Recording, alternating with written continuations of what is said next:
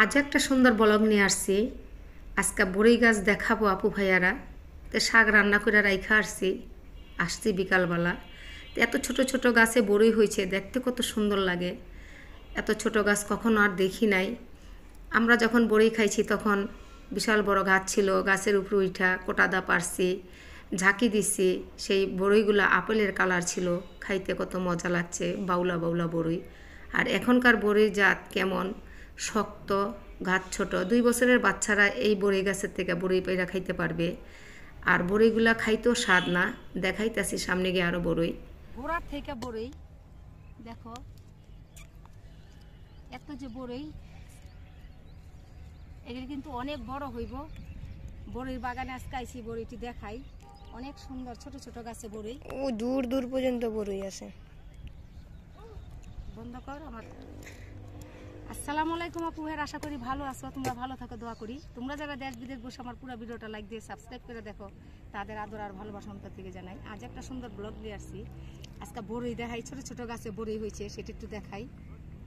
এই যে বিশাল সাইজের বড়ই দেখো, গাছ ভর্তি বড়ই, ছোট ছোট ছোট ছোট।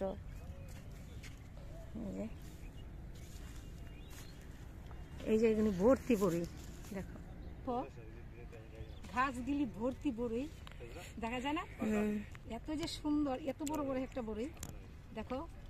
এগুলি লাল হইব মনে হয়। যে এত বড়, খাওয়ার মানুষ নেই না, খাওয়ার মানুষ আছে, যাই বাগান করছে হ্যাঁ। তো ওমা বিন্দে আর এখানে দেখাই, পুরা গাছ ভরা দেখো কত বড়ই। এই দেখো, এই দেখো, পুরা ঘাস ভর্তি বড়ই আর বড়ই, সারা এরিয়া। এদিকে এদিকে এদিকে দেখো, এটাতে আবার ছোট ছোট, এটি ছোট ছোট, সব ছোট ছোট জিনিস, সব বড়। আর আমি তো পাগল হয়ে গেছি বড়ই দেখা। এত ছোট গাছে এত বড়ই দেখো, একদম থোকায় থোকায় বড়ি, তাই না? আমার খাওয়ার চেয়ে দেখার সুন্দর বেশি লাগে ছোট ছোট গাছে।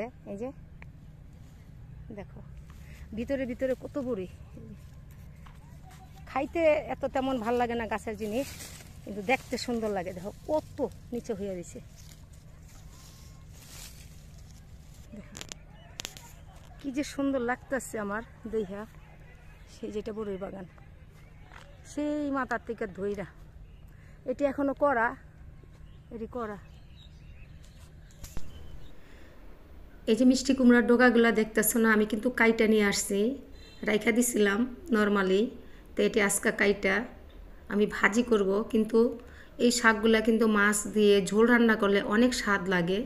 তা আমি ঝোল রান্না করব না, বেশি করে একটু ভাজি করব। তো ভাজিটা আমার কাছে খুব ভালো লাগে। তো এটি খাওয়া দাওয়া করে বিকালে একটু বাইরে বের হব। তো এই তো কচি একদম ডোগাইগুলা, এটা কিন্তু ছোট থাকতেই বিক্রি করে দেয়। এটি দিয়ে আর মিষ্টি কুমড় হয় না। তো মিষ্টি কুমড় হয় না এই কারণে কয় অনেক টাইম লাগবে, আর ডোগাগুলা বিক্রি করলে অনেক লাভ ওদের। শাক কিনে নিলাম।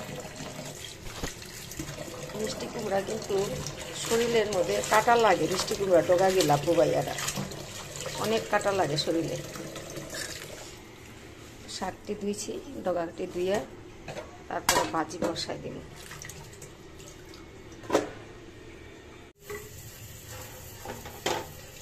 আলু দিয়ে নিচ্ছি একটা, আলুটা দিলে একটু আঠা পেটা হইব।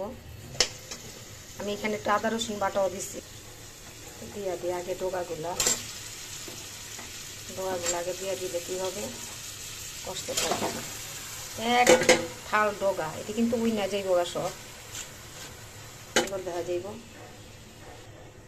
পাতাগুলো একটু দিয়ে দিই উপরে।